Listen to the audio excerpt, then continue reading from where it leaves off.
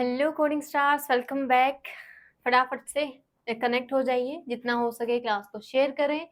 और यहाँ अब हम डिस्कस करने वाले हैं रिकर्जन से रिलेटेड एमसीक्यूज, ठीक है, जो कि अभी अभी हमने पढ़ा है। और आई होप आप लोगों ने जो लास्ट क्वेश्चन था उसको देख लिया होगा, जो कि था ये वाला, है ना। तो फटाफट से सबसे पहले तो इसी का आंसर करें आप लोग कि क्या आप लोगों का आउटपुट आया है, फिर हम आगे स्टार्ट करते हैं। Very good evening.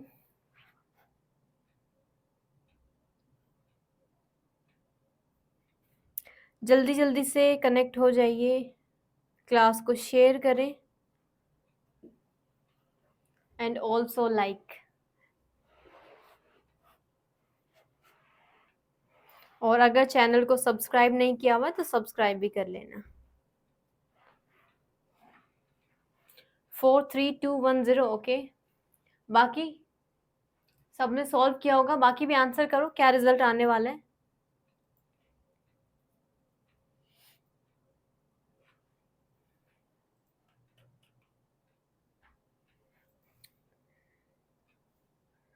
नहीं किया बाकियों ने सॉल्व, ठीक है, हम देखते हैं यहाँ पे। सबसे पहले मेन फंक्शन कॉल होगा, तो मेन फंक्शन के लिए फ्रेम बना लेते हैं। ये फ्रेम बन गया मेन फंक्शन के लिए।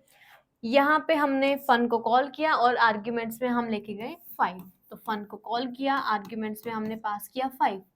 तो जैसे ही फन को फ्रेम मिला, इसका n नाम का वेरिएबल क्रिएट हुआ और इस n को क्या साइन हो गया, जो वैल्यू हम आर्ग्यूमेंट्स में लेके आए, इट मीन्स 5।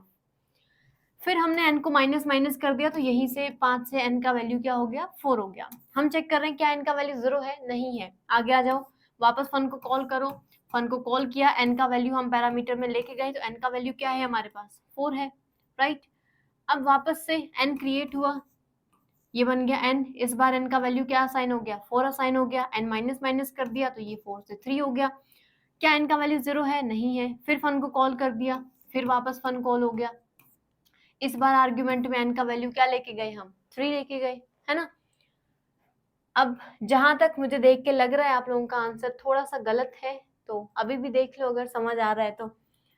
फन को कॉल किया, आर्ग्यूमेंट में हम 3 लेके गए, फिर यहाँ पे जो n बना उसका वैल्यू पहले 3 था, फिर आगे आके हमने इसको -1 किया, तो ये 2 हो गया। n का वैल्यू अभी भी 0 नहीं है। फिर हम फन को कॉल कर रहे हैं, इस बार हम फन को कॉल किया, वैल्यू लेके गए n का वैल्यू, जो कि क्या था, 2। इस बार ये जो n बना, इसको हमने यहाँ से क्या साइन किया, 2, जो कि हम आर्ग्यूमेंट में लेके आए। फिर हमने यहाँ पे आते इसको माइनस माइनस कर दिया, तो ये हो गया 2 से 1। क्या n का वैल्यू 0 है, नहीं है। आगे आ जाओ, फिर वापस से फन को कॉल किया, फन वापस कॉल हो गया, 1 आर्ग्यूमेंट में लेके गए, n का वैल्यू क्या हो गया, 1 हो गया। फिर माइनस माइनस करके हो गया 0। क्या n का वैल्यू 0 है, बिल्कुल है। अगर n का वैल्यू 0 है तो रिटर्न कर दो, क्या वो लिखा हुआ है, रिटर्न कर दो। तो यहाँ पे हमने सीधा सीधा रिटर्न कर दिया, तो यहाँ से तो हम सीधा सीधा आ गए इस वाले फ्रेम में, ठीक है, रिटर्न कर दिया। अभी हम इस वाले फ्रेम में, अब देखो इसको हमने कॉल कहाँ से किया था, यही स्टेटमेंट था। इससे नेक्स्ट वाला स्टेटमेंट है सी आउट स्टेटमेंट, जिसमें हम प्रिंट करवा रहे हैं, क्या प्रिंट करवा रहे हैं, वैल्यू ऑफ एन। यहाँ पे क्या वैल्यू था हमारे पास, एन का 1 था, तो क्या प्रिंट होगा, 1 प्रिंट हो जाएगा, ठीक है। अब इसके बाद कुछ नहीं बचा एग्जीक्यूट करवाने को, काम फिनिश। फिनिश तो हम नीचे वाले फ्रेम में आ जाएंगे इसको डीएलोकेट करके। इसको भी हमने यहीं से कॉल किया था। इसके बाद सी आउट स्टेटमेंट एग्जीक्यूट होने को बचा है, तो यहाँ पे हम एन का वैल्यू प्रिंट करवाएंगे, जो कि इस फ्रेम में क्या है, 2 है। इसका भी काम खत्म, इससे नीचे वाले फ्रेम में आ जाएंगे, तो इट मीन्स अब हम सब में वैल्यू प्रिंट करवाते हुए आ रहे हैं। तो यहाँ पे 3 प्रिंट हो जाएगा, फिर इसका भी काम खत्म, फिर यहाँ आके 4 प्रिंट हो जाएगा, इसका भी काम खत्म। फिर मेन फंक्शन के फ्रेम में आए, इसने भी रिटर्न कर दिया, तो इसको भी डीएलोकेट कर दिया, इसका भी काम खत्म।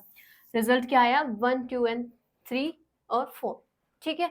सो 4 3 2 1 0 नहीं आएगा यहाँ। अगर हम ध्यान से देखें, ये वाला स्टेटमेंट अगर पहले होता, किससे, कॉलिंग स्टेटमेंट से, तो हमारे पास 4 3 2 1 ये रिजल्ट आता। बट इस केस में हम पहले कॉल करते गए, हमने कॉल किया, इस स्टेटमेंट तक तो हम आए ही नहीं।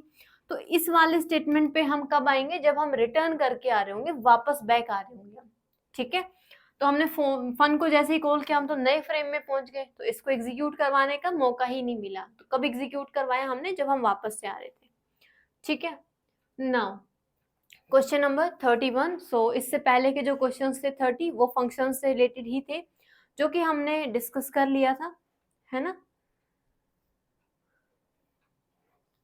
तो क्वेश्चन नंबर 31 यहाँ पे आंसर करो, लिखा हुआ है which memory segment does each recursion call use, कि यहाँ पे हम कौन सा मेमोरी सेगमेंट यूज कर रहे होते हैं in case of recursive call, या फिर इवन हम फंक्शन की ही बात करें क्योंकि रिकर्सिव कॉल एक फंक्शन का ही होता है ना। तो देखो heap area, stack area, Q, code segment,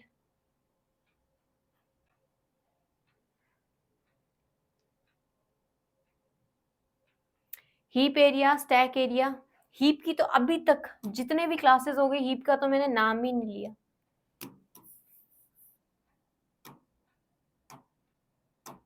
तो हीप की तो हम यहाँ बात कर ही नहीं रहे हैं, है ना। हीप तो अभी तक हमने स्टार्ट किया ही नहीं है। तो सारे जो फंक्शंस होते हैं,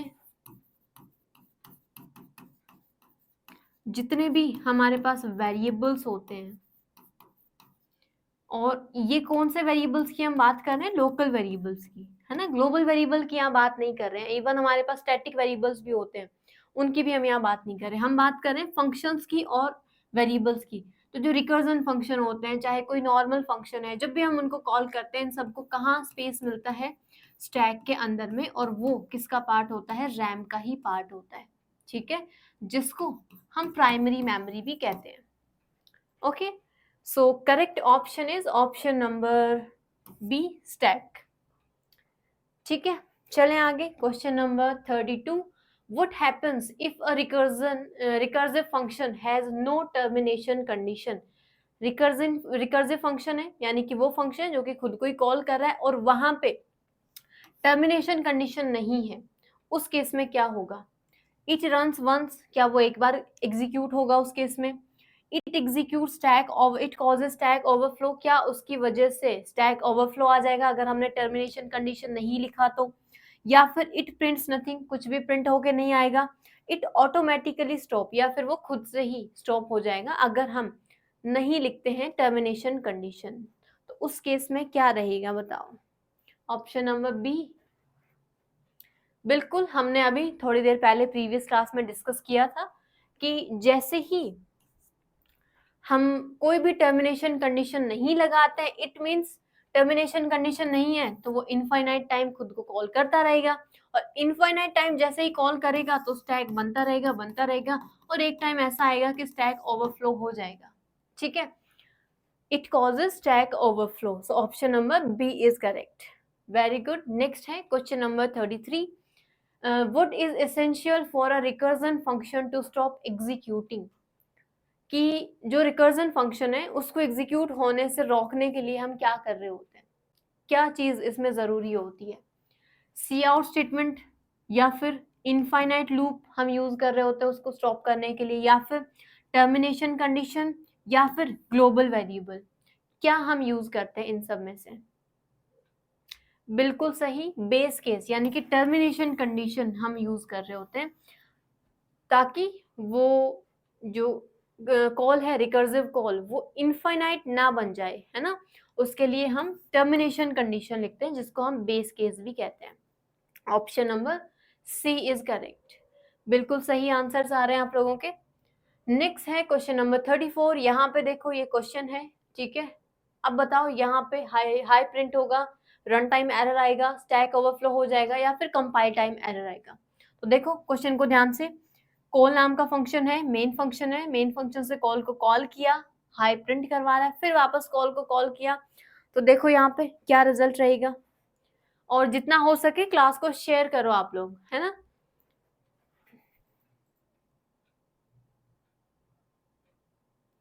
और लाइक भी करो, वही लाइक कैसे नहीं कर रहे आप लोग class. Option number C, option number C stack overflow. अच्छा, क्या अगर हम ऐसा कुछ करते हैं तो एरर वगैरह भी आता है क्या हमारे पास।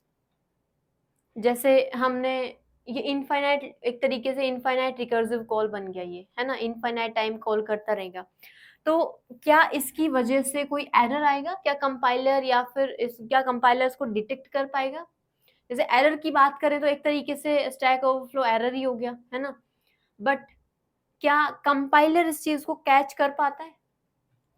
यहाँ पे मेन फंक्शन था, मेन फंक्शन से हमने कॉल को कॉल किया, इसको कॉल किया तो इसने प्रिंट करवा दिया हाय, फिर इसमें से वापस हमने कॉल को कॉल कर दिया और देखे तो कोई टर्मिनेशन कंडीशन हमने यहाँ नहीं लिखा। इट मीन्स ये कितने नंबर ऑफ टाइम इवेलुएट होगा, इनफाइनाइट नंबर ऑफ टाइम, जिसकी वजह से स्टैक जो है वो ओवरफ्लो हो जाएगा। So here option number C is correct, है ना। सो स्टैक ओवरफ्लो एक तरीके से एरर ही होता है, जो कि किस केस में आता है, जब स्टैक कंप्लीटली फिल हो जाता है ना, उस केस में कंपाइलर इस चीज को डिटेक्ट नहीं कर पाएगा। कंपाइलर थोड़ी ना चीजों को एग्जीक्यूट करवाता है जाके, उसको पहले ही पता चल जाए कि वो चीज रन टाइम पे जाके इनफाइनाइट टाइम इवेलुएट होगी या फिर क्या होने वाला है, ठीक है। तो कंपाइलर इस चीज को कैच नहीं कर पाता। क्वेश्चन नंबर 35, यहाँ पे टेस्ट नाम से फंक्शन है, ये मेन फंक्शन है, यहाँ से हमने टेस्ट को कॉल किया, फिर हमने कंडीशन भी लिखा हुआ है, हम फिर वापस इसी में से टेस्ट को कॉल कर रहे हैं, फिर हम कुछ वैल्यू प्रिंट भी करवा रहे हैं। तो देखो एक बार ध्यान से, टाइम देती हूँ मैं आप लोगों को।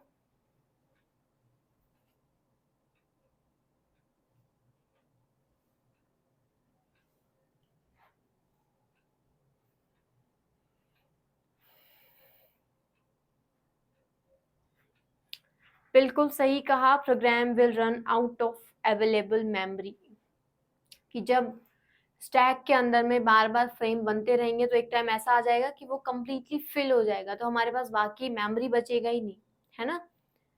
तो इसी वजह से जो एरर आता है उसको नाम भी दिया गया स्टैक ओवरफ्लो। यहाँ देख लेते हैं, यहाँ पे हमारे पास है मेन फंक्शन, तो सबसे पहले मेन फंक्शन के लिए फ्रेम बना लेते हैं। फिर यहाँ से हमने टेस्ट को कॉल किया, ये हमने कॉल कर दिया टेस्ट को, हम आर्ग्यूमेंट में हमने पास कर दिया 2। टेस्ट कॉल हुआ, इसका एक्स नाम का वेरिएबल क्रिएट हुआ, जिसको यहाँ से क्या असाइन हो गया 2, जो कि हम आर्ग्यूमेंट्स में लेके आए।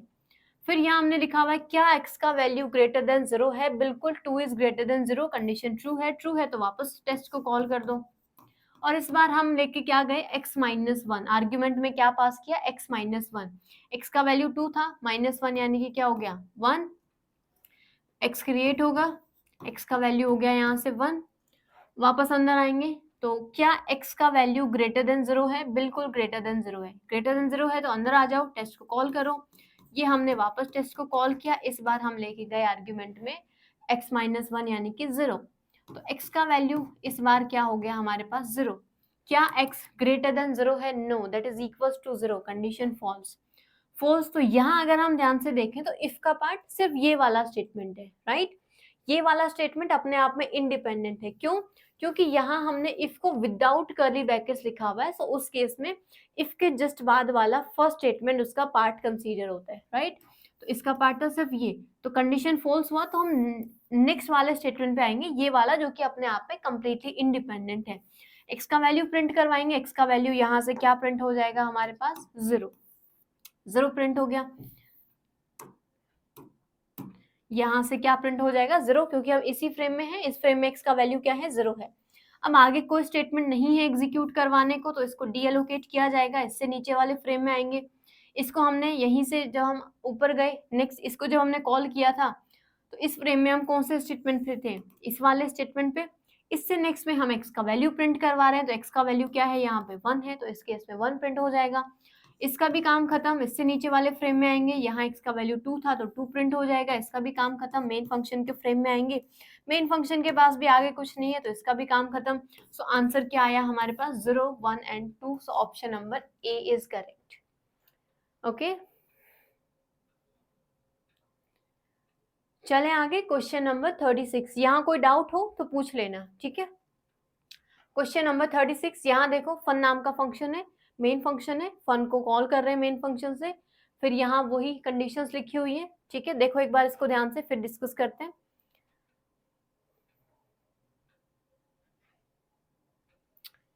आपका पढ़ाने का अप्रोच बहुत अच्छा है, okay, thank you so much. Coding पढ़ाने वाला कोई नहीं है, सब थ्योरी पेपर पढ़ा रहे हैं, ओके। सो एमसीक्यूज कोई सॉल्व नहीं करवाता है ना, यहाँ पे हम दोनों चीजें लेके चल रहे हैं ताकि साथ में आप लोगों का प्रैक्टिस भी होता रहे। जब तक हम थ्योरी पढ़ते रहेंगे तो हमें चीजें नहीं आएंगी, हम कैच नहीं कर पाएंगे जब तक हम सॉल्व नहीं करेंगे क्वेश्चंस को, है ना। इसी वजह से हम मोस्टली यहाँ पे सारे जो एमसीक्यूज हैं वो भी हम डिस्कस कर रहे हैं। और यहाँ देख लो 30 तक, हाँ 30 तक, क्योंकि हमने 31 से स्टार्ट किया था क्वेश्चन, तो 30 क्वेश्चन तो हम पहले वाले क्लासेस में कर चुके हैं फंक्शन से रिलेटेड। यहाँ हम और 10 क्वेश्चन इस क्लास में डिस्कस करने वाले हैं, तो हर एक टॉपिक से रिलेटेड काफी हम एमसीक्यू सॉल्व कर रहे हैं ताकि प्रैक्टिस अच्छा हो जाए। दूसरा चीज, हर एक एमसीक्यू अपने आप में अलग है ताकि आप लोगों के सारे कॉन्सेप्ट्स क्लियर हो जाएं, बेसिक्स आप लोगों के क्लियर हो जाए, है ना। एमसीक्यू लेकर आ जाते हैं और हम तुक्का मारते हैं। ओके, तो बट एग्जाम में तुक्का नहीं चलता है ना। वहां अगर आप लोगों के लॉजिक्स अच्छे हैं, अगर आप चीजों को कैच कर पाए तो वेल एंड गुड है, वरना तुक्के मारने की आदत फिर आप लोगों को वहां पे खराब कर सकती है, मार्क्स कट करवा सकती है। 3, 2, 1 ऑप्शन नंबर ए। ठीक है, देखते हैं यहाँ पे मेन फंक्शन ना, सबसे पहले मेन फंक्शन के लिए फ्रेम बन जाएगा। ये हो गया मेन फंक्शन के लिए फ्रेम। इसमें हमने फन को कॉल किया, आर्ग्यूमेंट्स में हम लेके गए वैल्यू 3, फिर हमने फन को कॉल किया तो फन जो है उसके लिए फ्रेम बन गया। इसका एक वेरिएबल है n, तो n को क्या असाइन हो गया, 3 असाइन हो गया।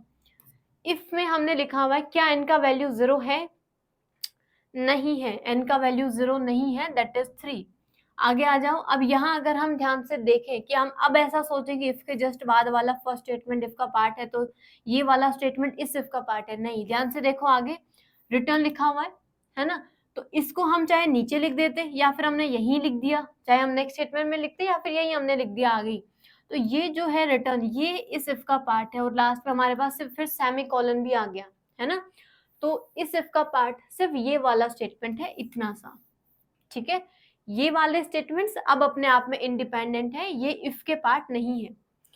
तो यहाँ पे ये जो सी आउट है ये n का वैल्यू प्रिंट करवा रहा है, तो n का वैल्यू हमारे पास क्या था, 3। तो सबसे पहले 3 प्रिंट हो गया। नेक्स्ट स्टेटमेंट पे आए, फन को कॉल किया, हमने फन को कॉल किया और इस बार हम वैल्यू लेके गए n-1, इट मीन्स 2। अब ये जो यहाँ n बनेगा इसका वैल्यू क्या हो जाएगा, 2 हो जाएगा। अब यहाँ पे इस बार क्या n का वैल्यू 0 है, नहीं है, n का वैल्यू प्रिंट करवा रहे हैं, n का वैल्यू क्या है, 2 है, 2 प्रिंट हो गया।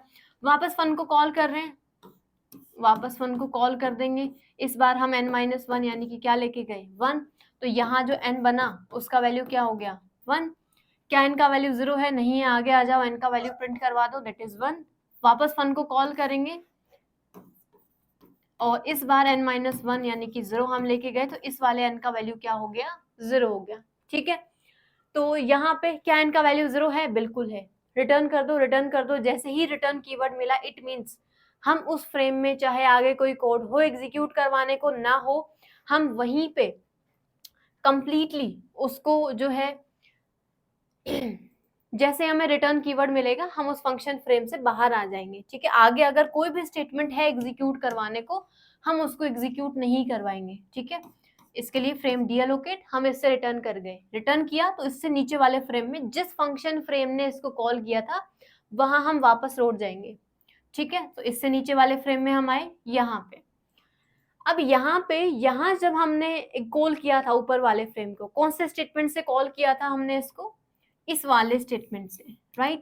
क्या इसके बाद कोई स्टेटमेंट है हमारे पास एग्जीक्यूट करवाने को, नहीं है, नहीं है, तो इसका भी काम खत्म, इसको भी डीअलोकेट कर देंगे। इससे नीचे वाले फ्रेम में आएंगे तो इन सबको हमने यहीं से कॉल किया था, तो किसी के पास वापस लौटते टाइम कोई स्टेटमेंट नहीं है एग्जीक्यूट करवाने को, तो सबको हम इस तरीके से रिटर्न करते हुए चलेंगे। लास्ट में हम आ गए मेन फंक्शन फ्रेम में, इसके पास भी कुछ नहीं है, इसने भी रिटर्न कर दिया। सो आंसर क्या आया हमारे पास, 3, 2 and 1, option number A. Okay, so क्या आंसर्स थे आप लोगों के, 3, 2, 1, वेरी गुड। नेक्स्ट है हमारे पास क्वेश्चन नंबर 37। यहाँ पे वही मेन फंक्शन फन नाम का फंक्शन, यहाँ देखो क्या फ्लो रहता है, क्या आंसर आएगा।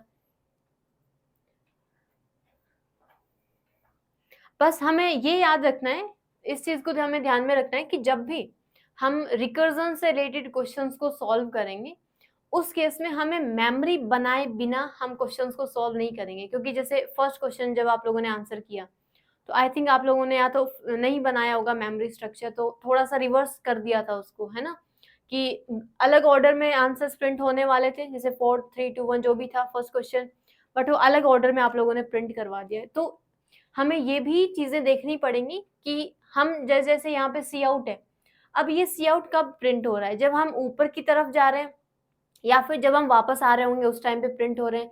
तो वो पूरा का पूरा फ्लो जो है वो हम तभी समझ पाएंगे जब हम पूरा मेमोरी रिप्रेजेंटेशन ड्रॉ करेंगे, है ना।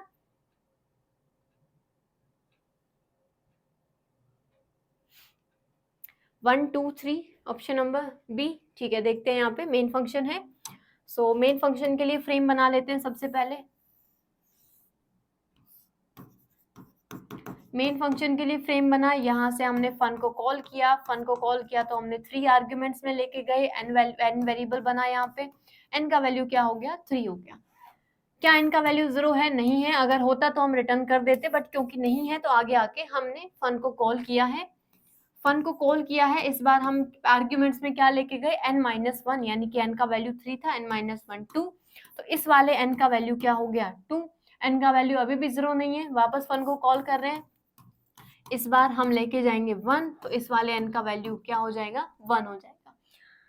क्या इनका वैल्यू 0 है, अभी तो 1 है, तो नेक्स्ट स्टेटमेंट पे आ जाओ, वापस फन को कॉल करेंगे तो इस बार n-1 यानी कि क्या लेके जाएंगे 0, तो इस वाले n का वैल्यू इस बार क्या हो गया 0, जैसे ही वैल्यू 0 हुआ रिटर्न कर देंगे, तो इस फ्रेम का काम खत्म, इससे हमने कर दिया रिटर्न, ठीक है, इससे हम हो गए रिटर्न, तो नीचे वाले में आ गए, ठीक है। अब यहाँ पे जैसे हम इस फ्रेम में आए, अब यहाँ पे हमने ऊपर वाले को कहाँ से कॉल किया था, इस वाले स्टेटमेंट से, जब हम लौट के आए हैं तो लौट के इसी स्टेटमेंट पे आएंगे। अब इसके बाद एक स्टेटमेंट बचा है एग्जीक्यूट करवाने को, that is C out statement, तो एन का वैल्यू प्रिंट करवाएगा, एन का वैल्यू क्या था 1, तो 1 प्रिंट हो गया, आगे कुछ नहीं एग्जीक्यूट करवाने को, काम खत्म। फिर ये 2 प्रिंट करवा देगा, ये 3 प्रिंट करवा देगा, और मेन फंक्शन के पास भी रिटर्न 0 ही है लास्ट में, तो आंसर क्या आया हमारे पास 1 2 and 3, it means option number B, बिल्कुल करेक्ट आप लोग आंसर कर रहे हो, इसी तरीके से चलो, ठीक है। सारे क्वेश्चंस हमें फोकसली एंड ध्यान से सॉल्व करने हैं। नेक्स्ट है क्वेश्चन नंबर 38, इसको देखो।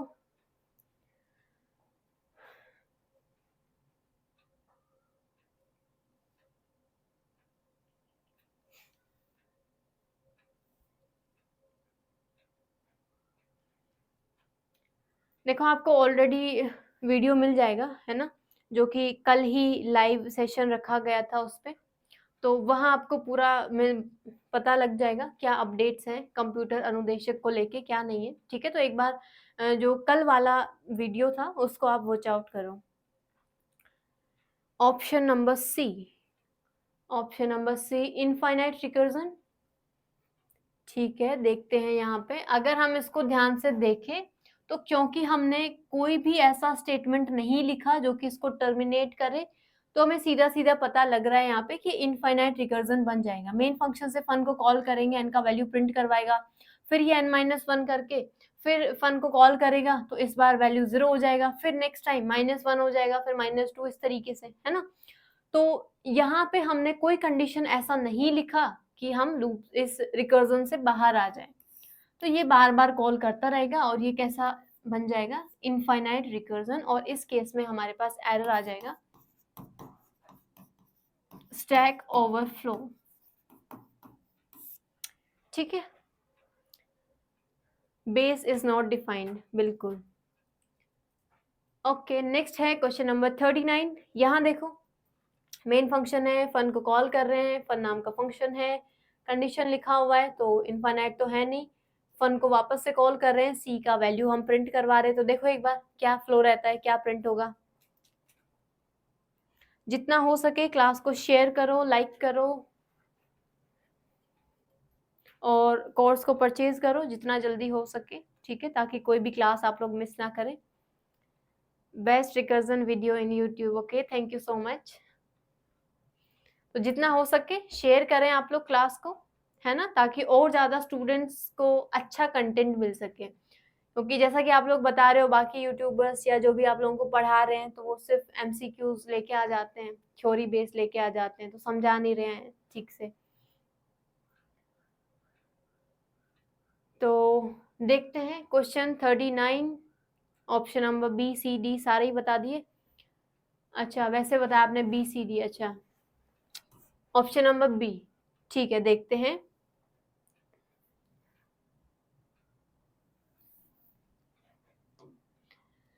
तो यहाँ पे हमने सबसे पहले वही मेन फंक्शन से स्टार्ट करते हैं।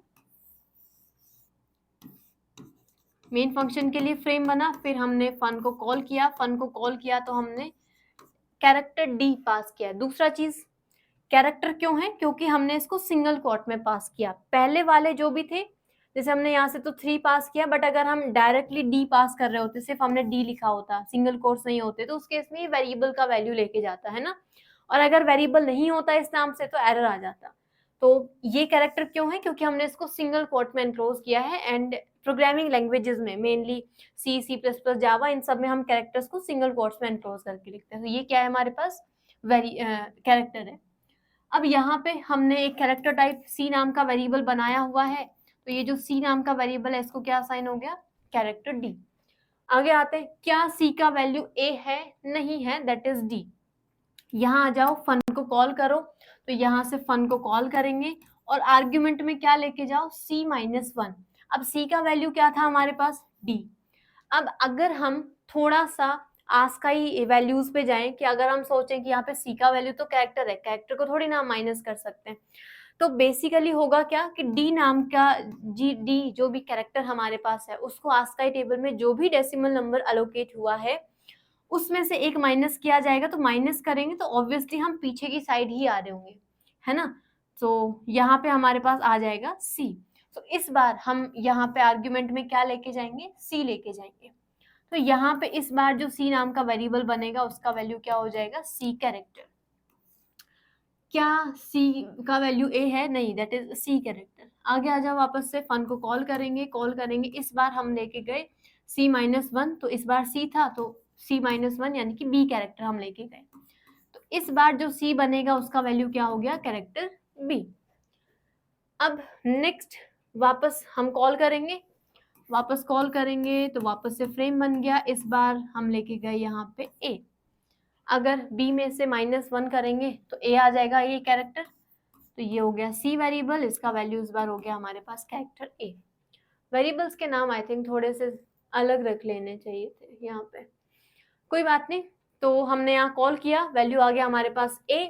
कंडीशन, क्या c का वैल्यू a है? बिल्कुल है तो रिटर्न कर दो। इट मीन्स इस फ्रेम से बाहर, तो इसको डी एलोकेट, इससे नीचे वाले फ्रेम में आ गए। अब देखो, यहाँ ऊपर वाले फ्रेम में कौन से स्टेटमेंट से गए थे? इस वाले स्टेटमेंट से। एक स्टेटमेंट बचा है एग्जीक्यूट करवाने को, जो कि c का वैल्यू प्रिंट करवा रहा है। c का वैल्यू क्या है हमारे पास? b। इस फ्रेम में c का वैल्यू क्या है? b है, तो b प्रिंट हो गया। अब आगे कुछ नहीं है एग्जीक्यूट करवाने को, काम खत्म। नीचे वाले फ्रेम में आएंगे, ये अपना वैल्यू प्रिंट करवाएगा जो कि क्या है? c। फिर इसका भी काम खत्म, फिर नीचे आएंगे, ये वैल्यू प्रिंट करवाएगा d। फिर इसका भी काम खत्म, और मेन फंक्शन के पास भी सिर्फ रिटर्न 0 है, तो इसका काम भी खत्म। B C D, option number B is correct. बिल्कुल सही, आप लोग क्वेश्चन सॉल्व कर रहे हैं, इसी तरीके से पढ़ते रहो, ठीक है। जल्दी जल्दी कोर्स खरीदो, बिल्कुल जल्दी जल्दी से कोर्स खरीदो, ठीक है। किस टाइप का मेमोरी है? स्टैक है। स्टैक में बन रहे होते हैं सारे के सारे जितने भी फंक्शंस होते हैं, है ना। और वेरिएबल्स को कहाँ मेमोरी मिलता है? उनके फंक्शन फ्रेम में। और फंक्शन को कहाँ मेमोरी मिलता है? स्टैक में। तो बाय डिफॉल्ट जो वेरिएबल्स है उनको भी कहाँ मेमोरी मिलता है? स्टैक के अंदर में। डी का आस्काई वैल्यू 100 होता है। अगर हम बात करें स्मॉल ए की, तो उसका डेसिमल होता है 97। सो 98, 99 एंड 100। बिल्कुल, जो डी होगा उसका हमारे पास आस्काई नंबर रहेगा 100, है ना। ओके, यहाँ तक कोई डाउट हो तो पूछ लेना आप लोग, ठीक है। देन ये हमारा लास्ट क्वेश्चन है, क्वेश्चन नंबर 40। मेन फंक्शन है, फन नाम का फंक्शन है। देखो यहाँ क्या रिजल्ट रहेगा हमारे पास।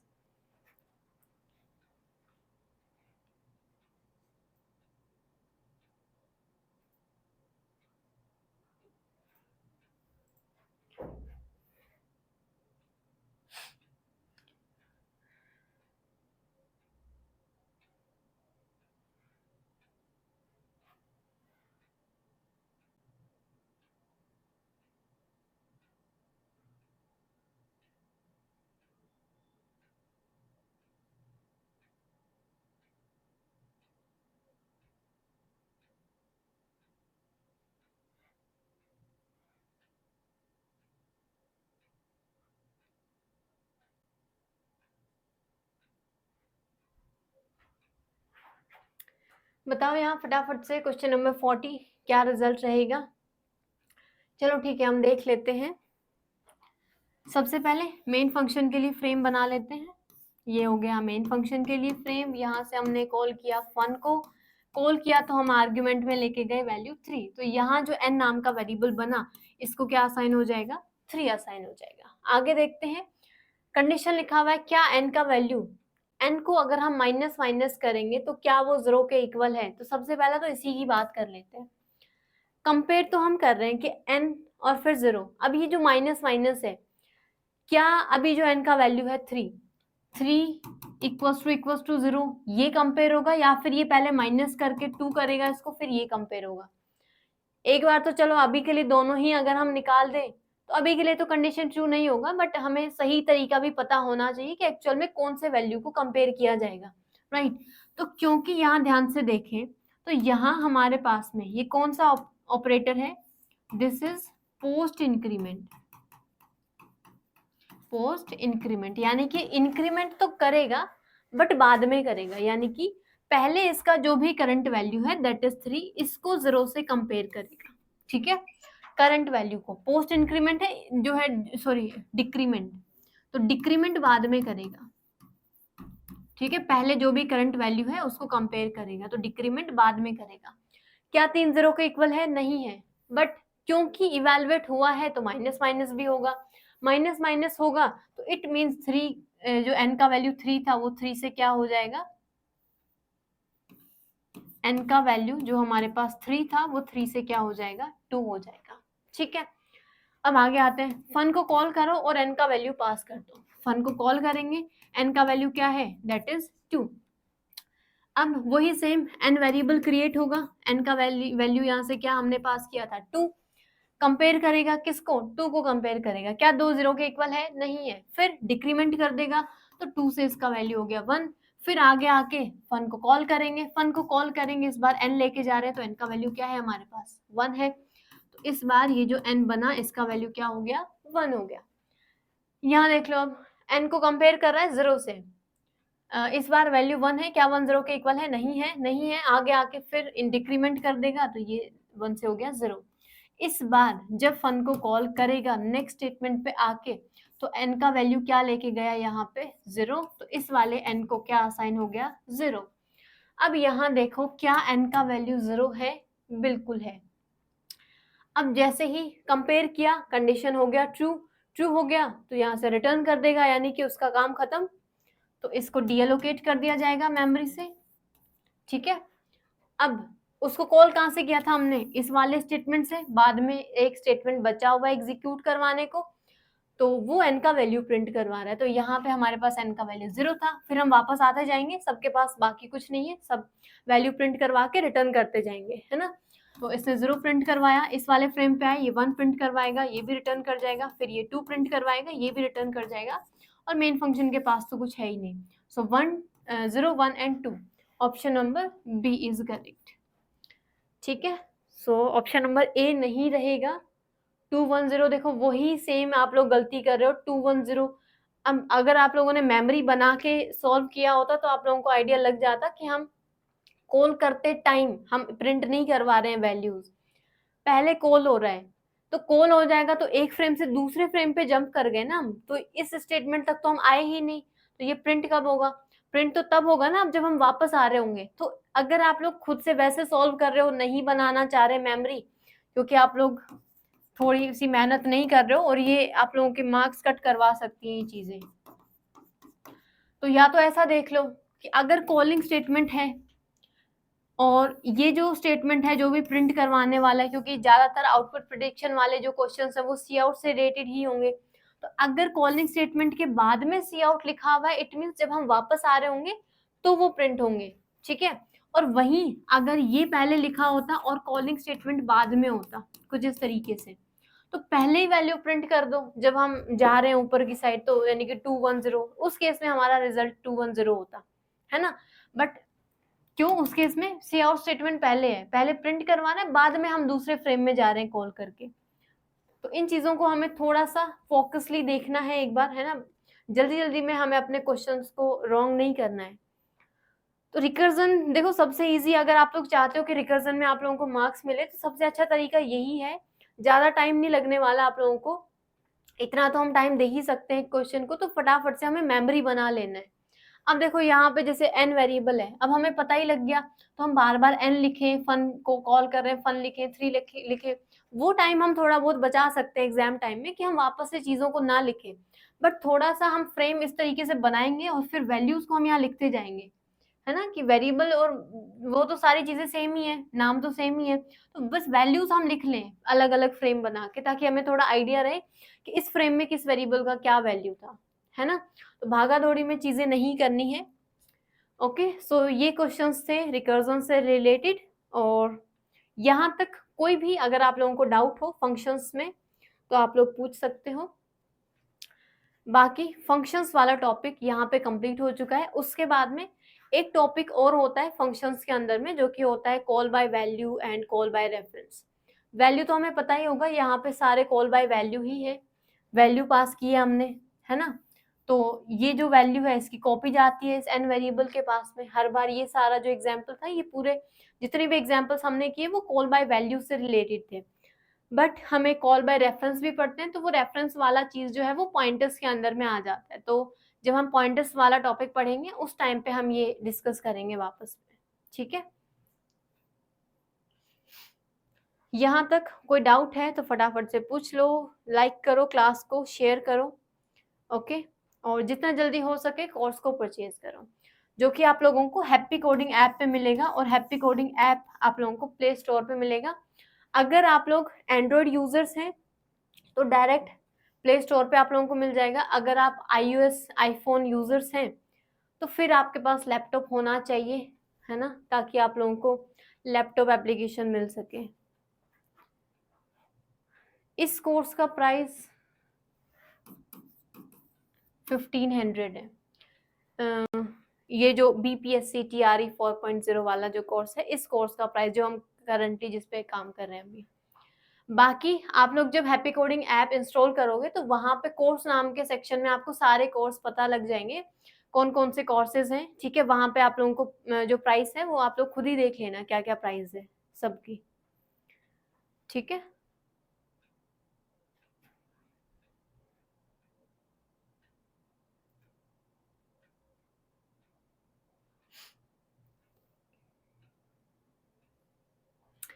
और कोई डाउट यहाँ तक?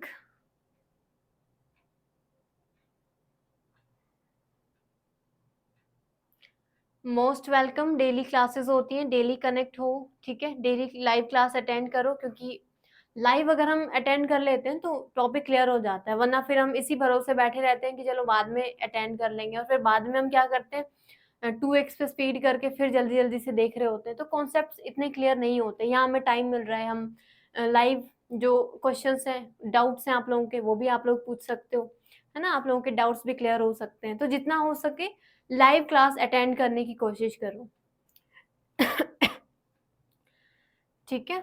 सो MCQ वाले जो क्लास है उसका टाइमिंग 7 से 8 रहता है, यही सेम टाइमिंग मोस्टली यही रहता है। बाकी ऐप वाला जो है वो 6 से 7 रहता है। ओके, अभी के लिए हम अपना क्लास एंड करते हैं।